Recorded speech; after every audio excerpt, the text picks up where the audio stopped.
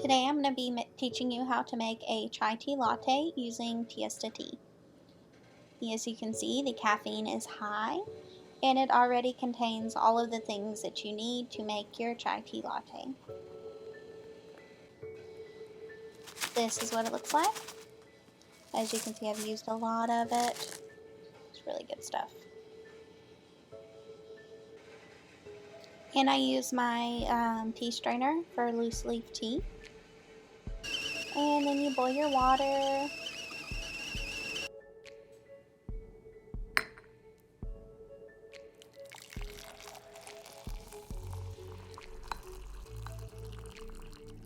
Look at that, get all nice and infused.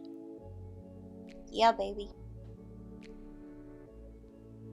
While that's diffusing, I like to mix my milk and everything separate. I also like to add some extra nutmeg, ginger, and cinnamon just because I like the spices.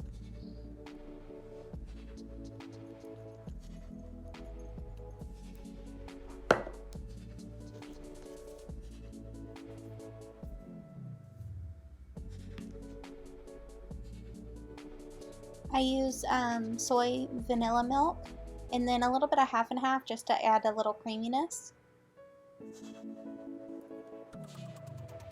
I find that when you use just the soy milk, it's still a little watery, which I don't care for. I like my lattes to be nice and thick, just like me.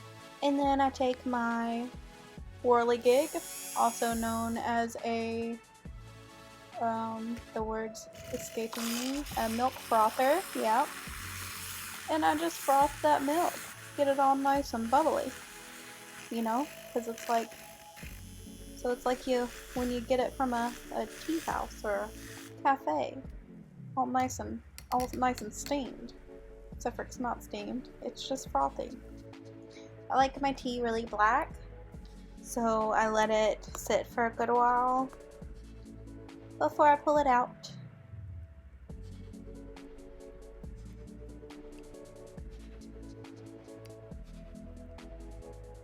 Just get all that liquid out because I'm OCD AF. It's cool. Yeah, just waiting on you, Emily. That's fine.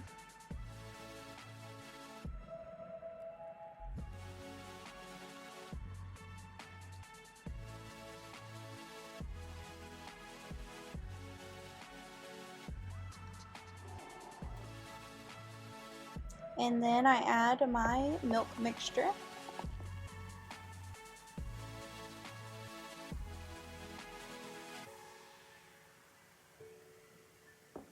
I like mine a little sweet, so I am struggling with the honey cap. Okay, so I add a little honey to it. Also, it's local and raw, so it helps with the allergies and all that good stuff. Yeah. This is me trying to stop it, but then more comes out, so I have to add more to get it to stop again because I struggle. And then just because I'm extra, I like to add a little coconut milk whipped cream and a little cinnamon on top. Let me just get that extra off right there. Yep. There you go. That's how you do it. Quick and easy. Don't judge me. Still in my PJs. Man, I'm pretty.